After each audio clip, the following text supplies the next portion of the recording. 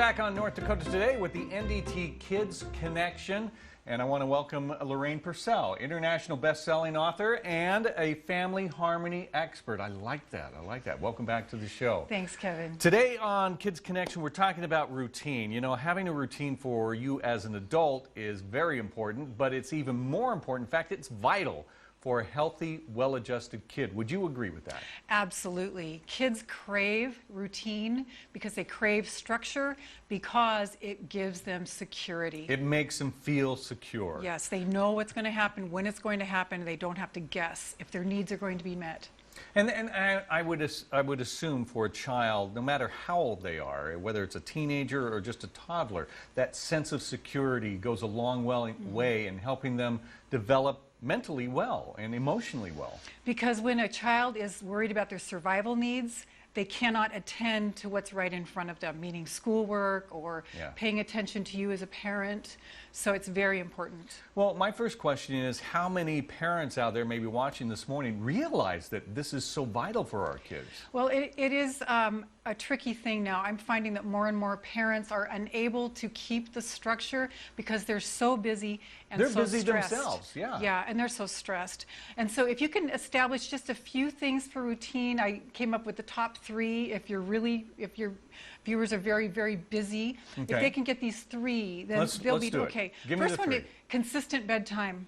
Excellent, yeah. I think a good bedtime is 8 o'clock because kids need 10+ hours of sleep a night. All right. So this gives you a little bit of fudge room, you know, like are they tossing and turning? They won't go to sleep for another half hour, hour. At least they're beginning to rest. Now the caveat is there are some kids, about 35% of kids who need to run out their energy before they can even be.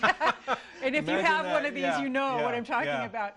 They need, and it doesn't wind them up, it actually gets them to be able to calm down. They actually can't rest until they've got that out of their system. So what do you do? Just go take a few laps around the kitchen? Exactly, like maybe right after dinner where there's a little bit of time, say, yeah, take a few laps around the house, you know, go walk the dog or ride your bike a little bit. Other kids, about 35%, can just get in bed and just read, and they can get themselves to sleep. Oh, okay. Yeah, yeah. So there's just a small percent, about a third. All right, then number 2? Number 2 is family contributions. What is important for your child to know that you expect of them as far as what they contribute to the household? Can they grasp that? Yes. Yes. Okay, okay. Absolutely. So they can grasp it so young you would not even believe it. So Jimmy, Janie, you need to contribute to our family overall well-being, and so get in bed.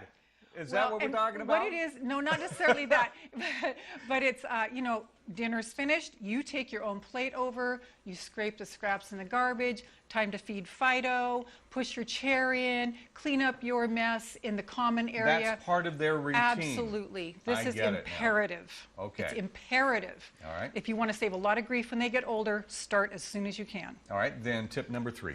Tip number 3 is, I can't remember right now. Oh, gosh.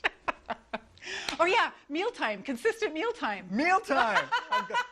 All right, consistent mealtime. Yes, and so, you know, if you figure they're going to be in bed at 8, maybe 6-ish is a good time, and as much as you can. I know it's impossible with people going everywhere to do this every single night, but as much as possible, and everybody sits down at the table, teach them manners of eating with your lips shut, and, you know, you don't get up and leave just because you're finished eating. You know, everyone, you know, stays together. And so these 3 things, if you can get them in bed at the same time every night, family contributions, which is another word for chores, which is like a dirty word, and then consistent meal times. All right, thank you, Lorraine. If you want more information, check out stopyellingatyourkids.com. Lorraine, thank you so much. Kevin. We'll be right back with more North Dakota Today.